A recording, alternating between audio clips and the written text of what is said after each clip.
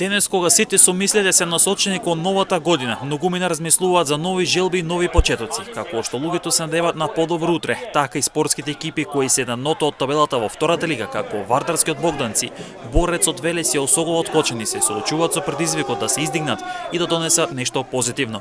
Овие три екипи зад себе имаат катастрофална есен, која ќе им донесе пеколна пролет кога е во прашнам станокот во втората лига. За сега не гледам официјални промоции во нивните редови на нови играчи, ниту пак некакви најави. Можеби чекаат да поминат празниците, можеби работат веќе на решавање на овие проблеми, но повеќе од јасно дека кај овие екипи има многу работа. Треба многу промени или со еден збор комплетен ремонт. Вардарски борец е на ното од табелата со по 5 бодови, Осогово е над нив со 8 бодови. Секој бод во пролетниот дел ќе им биде важен, односно собирањето на бодови ќе треба да го започнат уште од првото пролетно коло. Секој поминато коло без бодови значи чекор назад кон испагање во трета лига. Од борец веќе има едно заминување. Тоа е Давид Блаџевски кој кариерата ја продолжува во третолига Шапчиња, а пак од Осогово замена Фикрет Ливарека кој продолжува во амбициозниот третолигаш Кендија Рачиново.